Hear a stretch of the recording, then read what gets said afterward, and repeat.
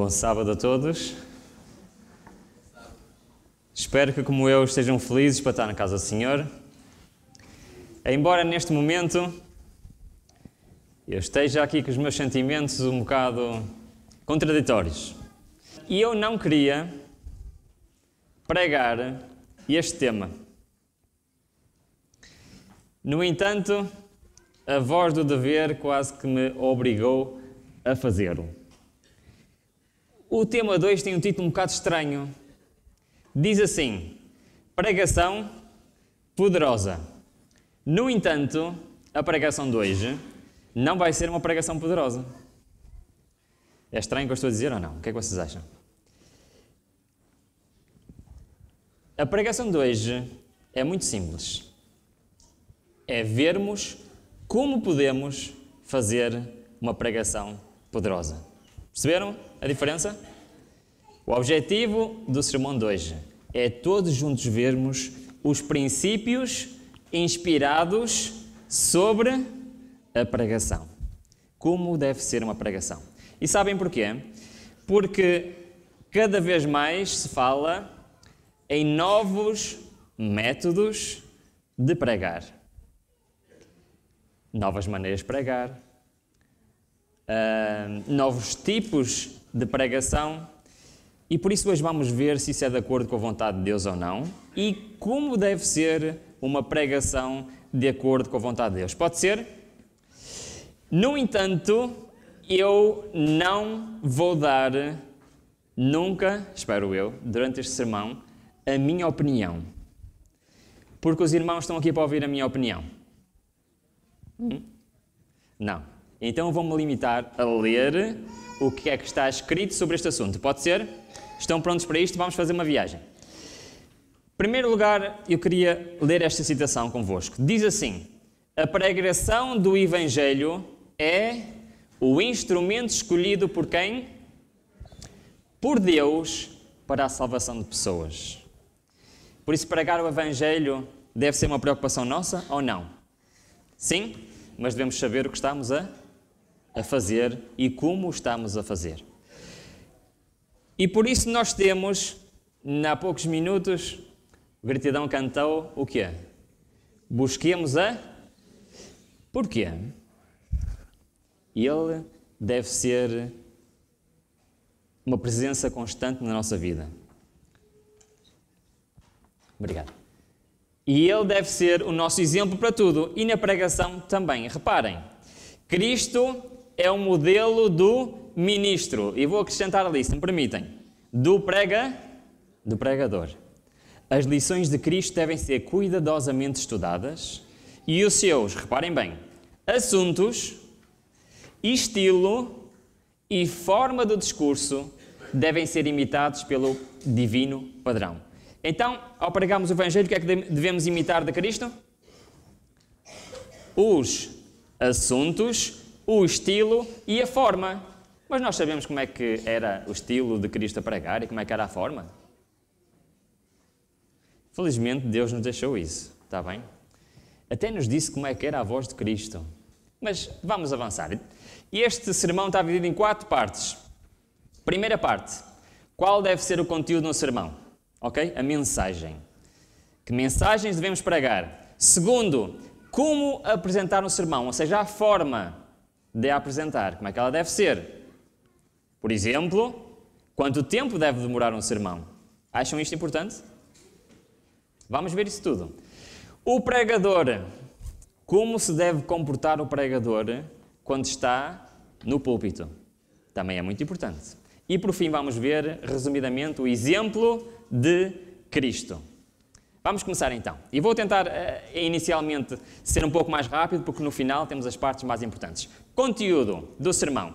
Quais devem ser os temas que devemos aprofundar nos nossos sermões? Cristo crucificado pelos nossos pecados. Cristo ressuscitado dentre os mortos. Cristo, o nosso intercessor. Vimos que Cristo deve estar muito presente nos nossos sermões. Mais, a obra do Espírito Santo, representante de Espírito Santo é o representante de Cristo hoje. E a sua obra é muito importante ser conhecida.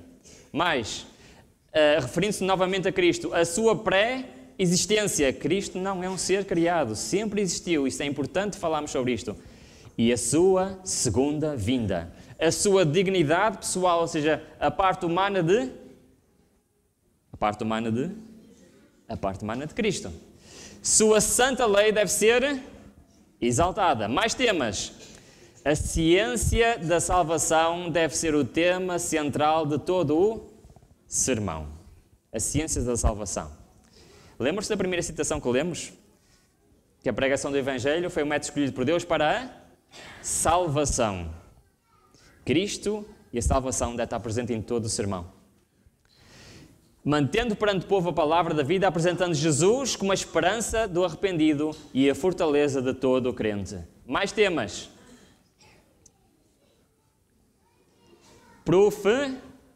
Profecias. Deixem Daniel e Apocalipse falar.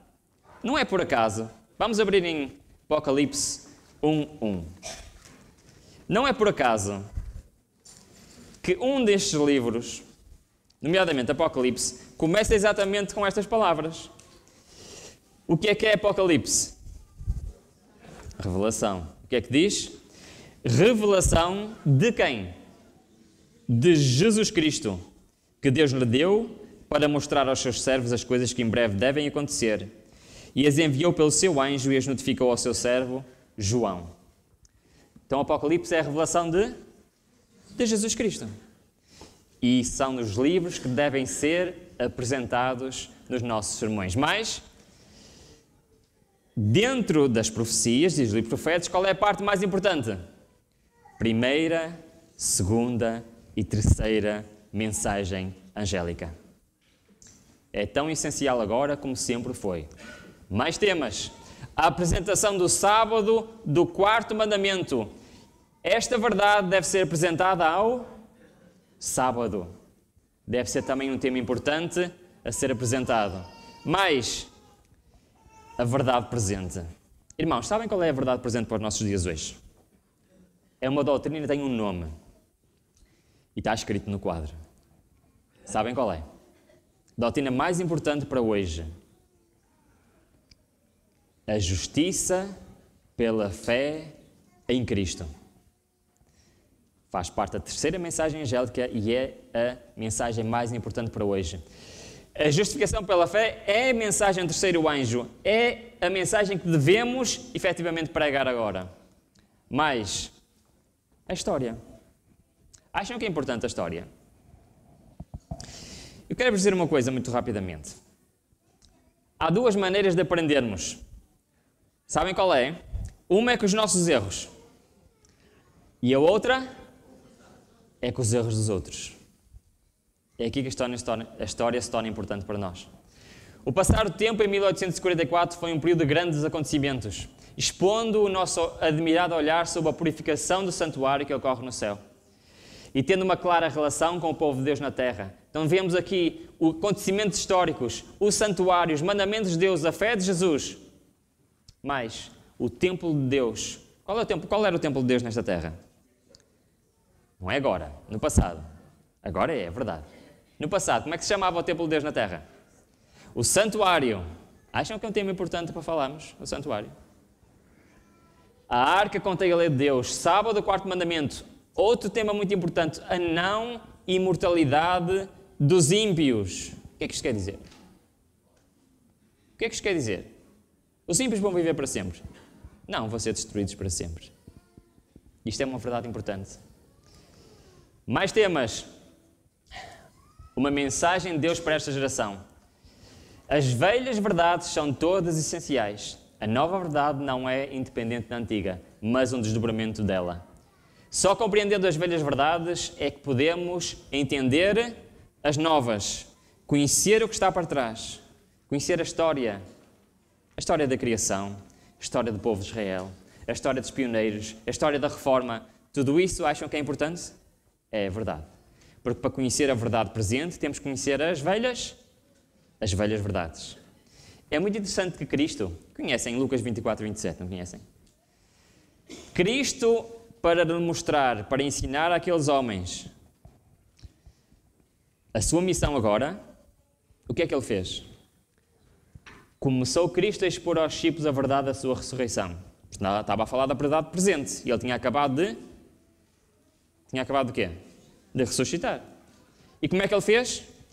Começou por Moisés e todos os... Para ensinar a verdade presente, ele foi ensinar o quê? As velhas verdades. Tudo o que dele se achava em todas as Escrituras. Muito bem, resumindo, quais são os principais temas, então, que devem ser alvo dos nossos sermões e das nossas pregações?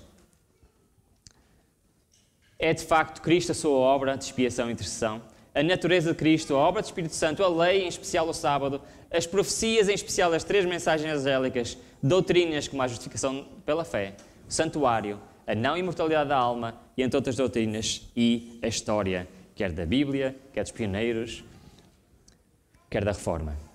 Concordam com isto, irmãos? Sabem que isto não é a minha opinião. Deus está a dizer que estes são os grandes temas nos quais devem os nossos sermões, incidir, falar. Mas tão importante como o tema pelo qual estamos a falar é a forma como o fazemos. Concordam comigo? Tão importante como a mensagem é a forma como ela está a ser transmitida. E por isso nós vamos ver algumas coisas interessantes em relação a isto. Diz assim, vou fazer uma pergunta primeiro, então. Neste momento, eu estou a usar um apoio audiovisual no meu sermão, certo? Estou a usar aquilo que se chama um PowerPoint. Acham que isto está correto ou não?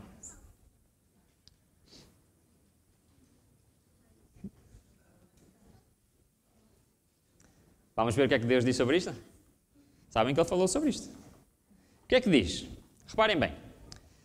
Mediante o emprego de cartazes, símbolos e ilustrações de várias espécies, o ministro pode fazer a verdade destacar-se clara e distintivamente. É um auxílio e está em harmonia com a palavra de Deus. Mais, ainda diz mais. Reparem, está-se a referir a alguém que estudou muito um tema e está a dizer assim: dedicaste muito ao estudo e de como tornar interessante a verdade. E os quadros que fizestes estão em perfeita conformidade com o trabalho que precisa ser feito. E estes quadros são para as pessoas lições objetivas. Puseste vigor de pensamento na obra de produzir estas notáveis ilustrações. Agora reparem. E elas exercem efeito notável ao serem apresentadas ao público em reivindicação da verdade. Usas o Senhor para quê? Para impressionar a verdade. Então o que é que vocês acham? Imaginem que nós estamos aqui a falar sobre profecias. Acham então que é benéfico usar quadros, imagens, ilustrações para explicar melhor essa profecia ou não? De acordo com o que acabamos de ler? Sim. Porque o Senhor pega nessas imagens, nessas ilustrações, e o que é que Ele faz? Ajuda a memorizar e a entender as verdades. Fui instruída, agora reparem bem, clara e nitidamente, a poderem usar-se quadros na apresentação da verdade. Estou sozinho. É o que lá está escrito? Deverem usar-se quadros na apresentação da verdade. E essas ilustrações devem tornar-se ainda mais impressivas por meio das palavras que mostram a importância da obediência. Ok? É importante usar quadros, ilustrações, desenhos, imagens que dão força à mensagem que está a pregar. Muito bem. Mais conselhos. Estamos a falar de Cristo. As suas mensagens de misericórdia, variavam a fim de se ajustar ao auditório. O que é que isto quer dizer? Independente do público, devemos falar da mesma maneira? O que é que Cristo fazia? Ajustava. Uma coisa é eu estar a falar aqui para vocês, outra coisa é estar a falar para crianças, outra coisa é estar a falar para adolescentes, outra coisa é estar a falar para não crentes. E devemos de ajustar o nosso discurso, a nossa mensagem, de acordo com o auditório, assim como fazia quem? Como fazia Cristo. Sabia dizer a seu tempo uma boa palavra a quem está cansado, pois nos lábios lhe era derramada a graça a fim de transmitir-se aos homens. Pela mais atrativa maneira os tesouros da verdade. Possuía tato para se aproximar do espírito mais cheio de preconceitos, surpreendendo com ilustrações que lhe prendiam a atenção. Por isso Cristo fazia isto. Cristo abordava cada pessoa de maneira diferente. E assim nós devemos ajustar as nossas palavras de acordo com o auditório. Muito bem. São essenciais sermões teóricos. O que é que isto quer dizer? O que é que isto quer dizer? Todos andámos na escola e tínhamos aulas teóricas e tínhamos aulas práticas. Conseguíamos as aulas práticas sem as aulas teóricas? É um bocado complicado, não é? É importante sermões teóricos ou não, de acordo com o que estamos a ler? Sim. No entanto, o povo não deve ser deixado sem instrução no respeito às verdades práticas relacionadas com a sua vida diária. Uma coisa fundamental num sermão é sempre apresentar a parte teórica, mas o quê? Apresentar como aplicar aquela verdade a quê? À nossa vida diária, ao nosso dia-a-dia. Se ficarmos só pela parte teórica, o sermão fica a meio. Está bem? Mais coisas importantes. Este é para mim. Não é o melhor procedimento ser explícito demais e dizer tudo o que se pode ser dito em relação a um ponto. Quando, em poucos argumentos, abrangeriam o assunto e seriam suficientes para todos os... Perceberam o que é que isto quer dizer? Se eu, com poucas palavras, posso explicar uma coisa, não preciso de estar meia hora a dar todas as justificações possíveis e imaginárias para provar um ponto, quando por poucas palavras eu posso fazer. Tem lógica isto ou não? Sim. É difícil. Muito bem, como é que deve ser a linguagem do pregador? O que é que vocês acham? Não é de discursos floreados que se precisa. O que é que isto quer dizer? É um discurso cheio de flores à volta, ornamentados, é isso? Peço desculpa. O que é que isto quer dizer? Que as palavras devem ser o quê? Simples. Nem de uma torrente de palavras destituídas de significado. Nossos ministros devem falar de uma maneira que ajudem o povo a aprender a verdade vital. Meus irmãos, não alceis a alturas em que o povo comum não possa seguir, e onde pudessem eles acompanharem-vos, não seriam beneficiados nem receberiam bênçãos. Como é que se deve pregar, então? Ensinai as simples lições dadas por Deus. Como deve ser a linguagem de um pregador, então? Simples. Que todas as pessoas possam compreender. Isto acontece sempre, irmãos. Às vezes até temos... Às vezes precisamos de um dicionário. Não devemos precisar de um dicionário no sermão. Devem ser usadas palavras que todas as pessoas compreendam. Mas, no ensino de Cristo não existe raciocínio longo, rebuscado e complicado. E ele fere a tecla justa. Mais uma vez, o que é que isto quer dizer? E direitos ao assunto. Não é preciso rodear e direitos ao assunto. Era assim que Cristo fazia, é assim que devemos fazer. Estamos quase a terminar esta parte. Agora, eu gostava da vossa atenção para este texto. Vamos ver se entendemos. Diz assim, esta citação é para a Igreja de Espinho, está bem? Eu vou ler. Nossas reuniões devem oferecer o maior interesse possível. Até aqui? Tudo bem. Deve imperar ali uma atmosfera do céu. As orações e discursos, ou seja, quer a oração, quer a pregação ou a mensagem, Não devem ser prolixos e enfadonhos, apenas para encher o tempo.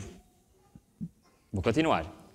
Todos devem espontaneamente e com pontualidade contribuir com a sua parte, e esgotada a hora, a reunião deve ser pontualmente encerrada. Até aqui, o que é que descobrimos? A pontualidade é importante ou não? O que é que vocês acham? Quer a começar, quer a terminar. Isto é difícil este, não é?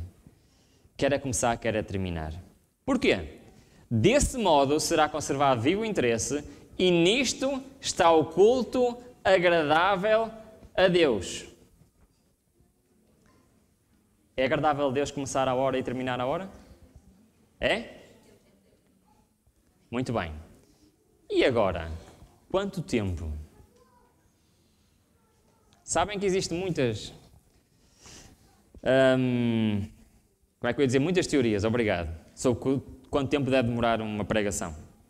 E eu, durante muitos anos, pensei que o motivo de uma pregação ser longa ou curta era devido àquilo que os especialistas dizem, o nosso tempo de concentração. Posso contar uma experiência pessoal sobre tempo de concentração? Eu tinha muita dificuldade em me concentrar nas aulas, por exemplo. No entanto, eu não tinha dificuldade nenhuma em estar 1 hora e 45 minutos concentrado quando dava à minha equipa de futebol preferida. Também não tinha dificuldade nenhuma em estar 1, 2 ou até 3 horas perfeitamente concentrado a ver um filme. Mas nas aulas eu tinha dificuldade em estar concentrado. Acham que o problema é a concentração?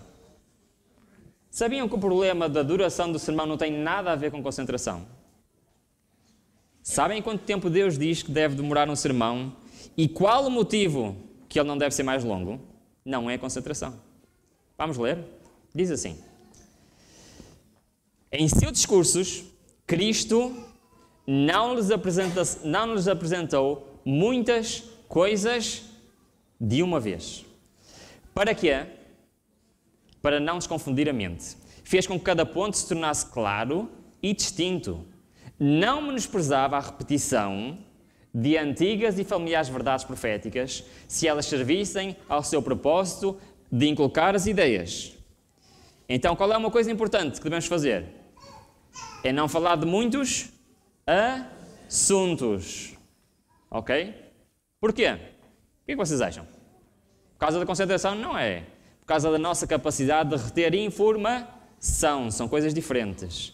Agora reparem no que diz. Discursos compridos são exaustivos para o orador e exaustivos para os ouvintes que têm a ficar sentados tanto tempo. A metade da matéria apresentada seria de maior benefício para o ouvinte do que a grande quantidade entornada pelo orador. Agora reparem. O que é apresentado na primeira hora tem muito mais valor se o sermão termina aí do que palavras que são preferidas de meia hora adicional. O que é que isto quer dizer? Quanto tempo deve demorar um sermão? Até 1 hora, não mais. Isto não é nenhum especialista que está a dizer. Isto é Deus que está a dizer. Mais, e diz assim, sabem que Ellen White lutava com isto e criticava os pastores que davam. Sabem quanto tempo é que pregavam os nossos pioneiros normalmente? Diz assim, tenho conservado isto diante dos meus irmãos do ministério e lhes tenho rogado que não se alonguem nos seus discursos. Alguns melhoramentos já se obteve nesse terreno, com os melhores resultados, mas alguns discursos têm passado de uma hora. Nunca um sermão, uma reunião, deve então passar de 1 hora. Esse é o limite que Deus diz que nós temos a capacidade de processar a informação que nos é apresentada. Muito bem, já terminamos esta parte, que é como apresentar um sermão.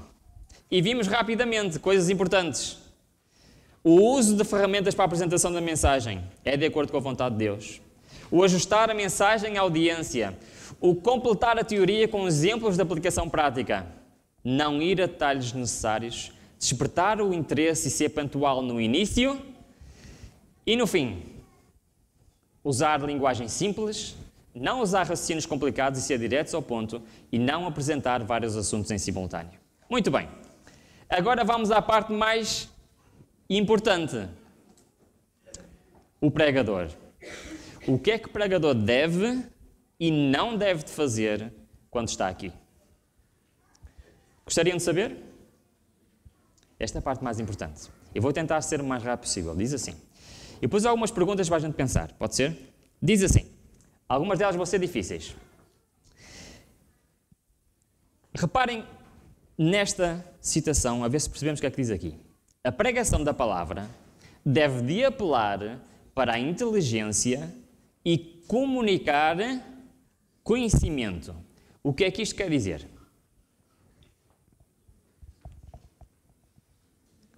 O que é que isto quer dizer?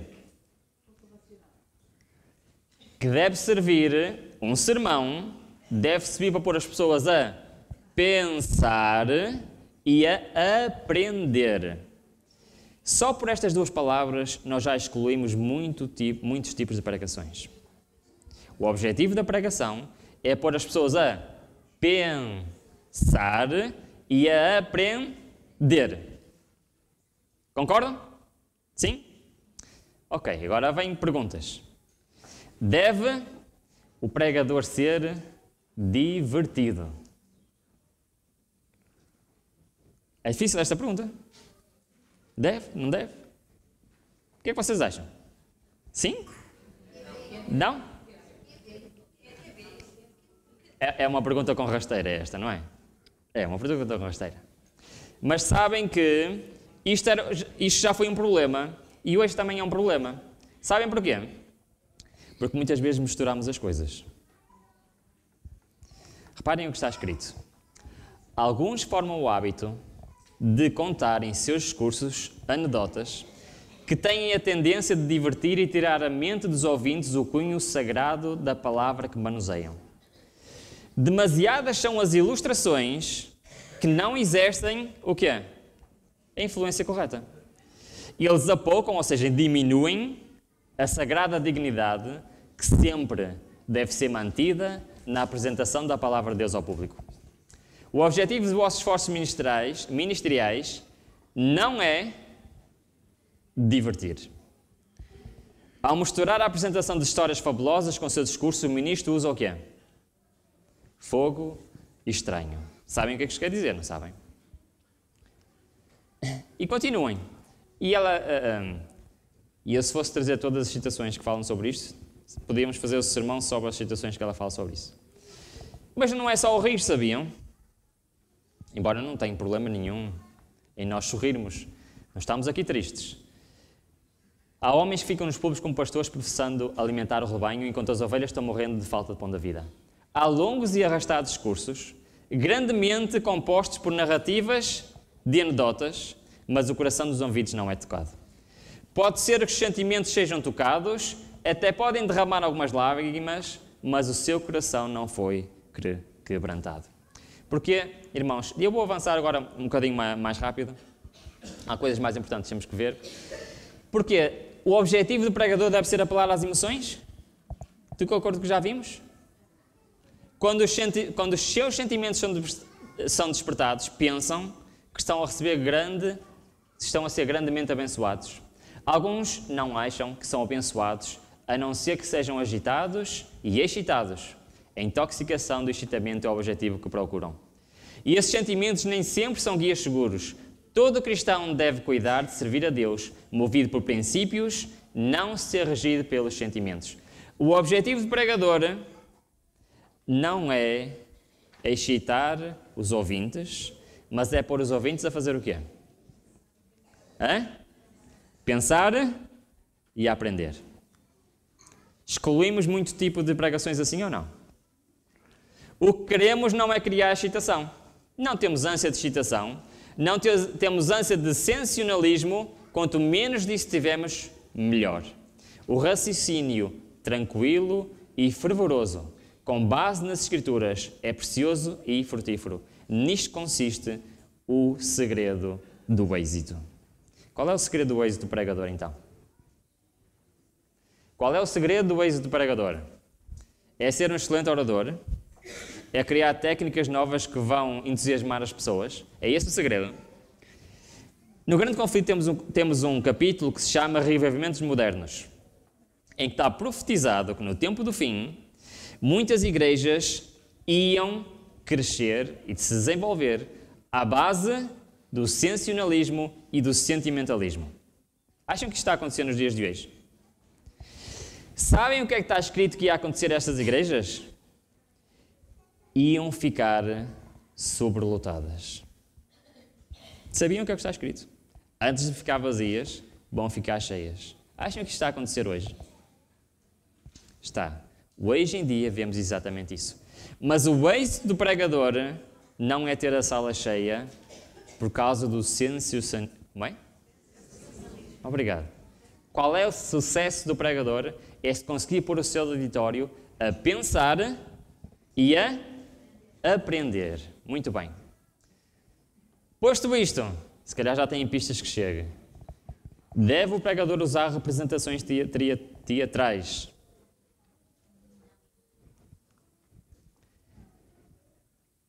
Não é a realização teatral que glorifica a Deus. Hoje em dia estão na moda pregações em que há representações teatrais. Em que agora há um novo tipo de pregação, chama-se pregação dramática. Sabem o que é pregação dramática? É quando o pregador usa o quê? O drama. O que é o drama? Pode ser uma representação teatral, pode ser uma história, pode ser uma pregação baseada em alguma coisa que ele inventou. Está escrito assim: guardai as vossas histórias para vós mesmos. As pessoas não têm por elas fome espiritual, mas querem o pão da vida. A palavra viva que permanece para sempre, que tem a palha a ver com o trigo. Porquê? Qual é o mal de eu fazer um culto dramático em que eu estou a apresentar uma história? Qual é o mal? Sabem qual é o mal? É que não é a palavra de Deus, é a minha palavra. Aquilo que eu tiro, inventado por mim, é a palavra de Deus. É a palavra de Deus? E a pregação deve ser o quê? A palavra de Deus. Estamos a terminar, mas ainda há alguns pormenores importantes de como deve um pregador se comportar. Acham isto importante? Como devem ser os gestos e a voz do pregador? Como é que acham? Como é que devem ser? Audível? Sim, convém. Reparem, não deveis ser sensacionalistas. Pregai a palavra como Cristo, o Filho de Deus, pregava. Como é que ele pregava? As gesticulações violentas diminuem grandemente a impressão que a verdade faria sobre os corações humanos e roubam a força das manifestações do Espírito de Deus. Com certeza já viram pregadores que têm gesticulações violentas. Mas mais, não acalenteis os vossos ministros a ideia que devam apresentar uma coisa nova e estranha, nem que expressões vulgares e comuns lhes darão influência. O que é uma expressão vulgar e comum? As palavras devem ser simples, já vimos. O que é uma expressão vulgar e comum? Ninguém tem opinião hoje? Já estão todos a dormir? Já adormeceram todos? Ainda nem meia hora vamos. Hã? O que é expressões comuns e vulgares? É linguagem que é usar expressões, usar calão, usar expressões vulgares que não devem ser usadas. Agora nas pregações jovens está muito na moda usar este tipo de linguagem, mas não o devemos fazer. Mas Jesus exprimia a verdade de maneira simples, direta, dando força vital e ênfase a tudo quanto dizia. Houvesse ele levantado a voz num tom fora do natural, como costumam fazer muitos oradores atualmente, a emoção e melodia da voz humana se teriam perdido e muito da força da verdade seria destruída. Então o que é que vocês acham? Acham que um pregador deve se pôr aqui com a voz fora do tom natural? Aos gritos? Aos berros? O que é que vocês acham? O que é que está escrito? Não. O que é que acontece quando eles fazem isto? Alguns destroem a impressão solene que possa haver causado no povo por elevarem a voz demasiadamente alto, proclamando a verdade aos brados e gritos. Quando assim apresentada a verdade, perde muito da sua doçura, sua força e solenidade. Se, porém, a voz tem a sua devida entoação e é possuída de solenidade e modulada de maneira comovente, produzirá muito melhor impressão. Tal era o tom que Cristo ensinava aos discípulos. Sabem o que acontece quando um pregador fala muito alto? Sabem o que acontece? Reparem o que é que Deus diz sobre isso. Que resultado produz esse gritar? Isso não dá ao povo nenhuma ideia mais exaltada da verdade, nem impressiona mais profundamente. Sabem o que é que faz? Causa apenas sensação desagradável nos ouvintes e fatiga nos órgãos vocais do pregador. Eu conheço pregadores que, quando terminam uma pregação, estão roucos.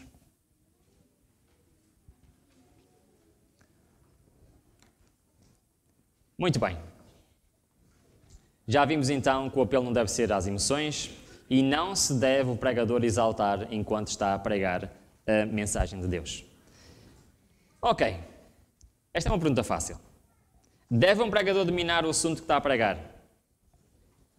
Nem sempre isto acontece. Mas sim, é verdade. Deve realmente um pregador dominar o assunto que está a pregar. Mas mais importante do que isso é que cada pregador deve ser um contínuo estudante.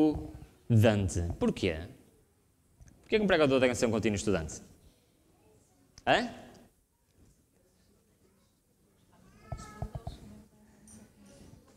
Senão tem que pregar sempre a mesma coisa, não é?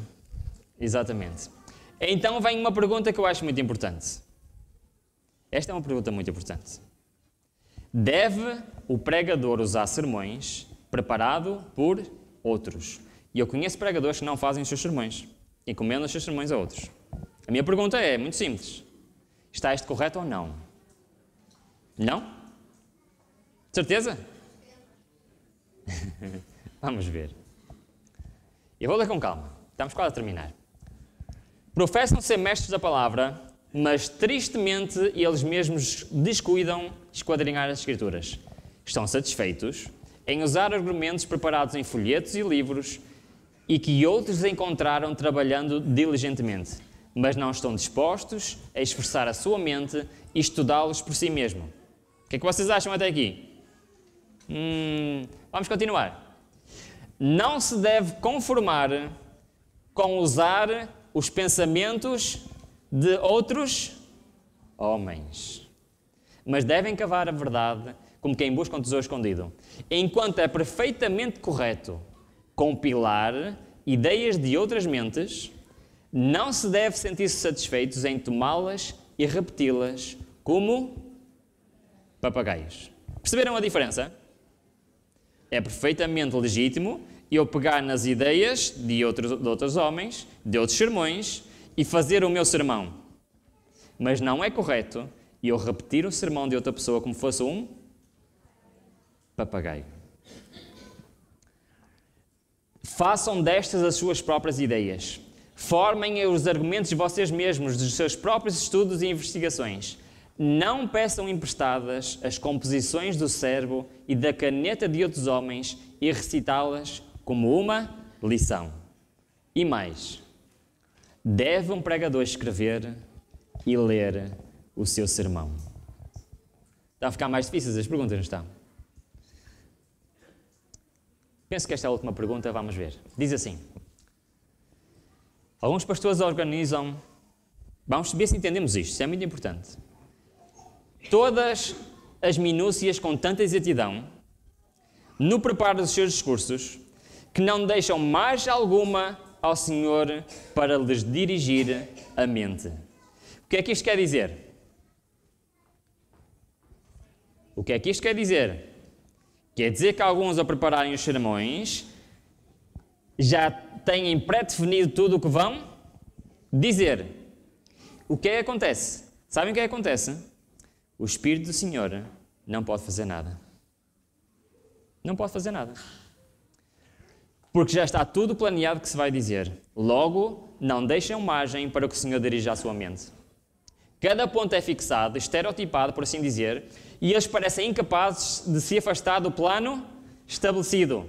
Isto é um erro grave. E, se seguido, fará com que os pastores fiquem estreitos de espírito. Mas, quando o ministro sente que não pode variar a maneira habitual do seu discurso, o efeito é pouco mais do que um sermão lido.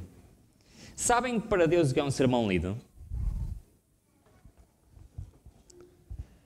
Sabem o que é equivalente a um sermão lido para Deus? Sabem o que é? Por exemplo, nós temos a oração, não é? Sabemos que é a oração. E sabemos qual é a diferença entre a oração e uma reza. Sabem qual é a diferença? É a mesma coisa, um sermão e um sermão lido. Para Deus, o sermão lido é como se fosse uma reza. Não tem o quê? Pode Deus dirigir um sermão lido?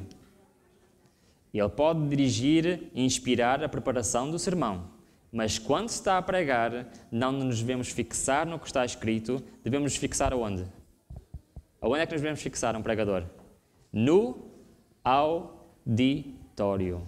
Deve-se falar para as pessoas e não ler para as... São coisas diferentes, falar e ler, não são? O que é que vocês acham? Qual é a diferença entre ler para as pessoas e falar com elas? E falar para elas? Qual é a diferença? Existe alguma interação? É totalmente diferente, não é? E é isso que Deus nos está a dizer. Discursos sem vida, formais, pouco encerram o poder vitalizante do Espírito Santo.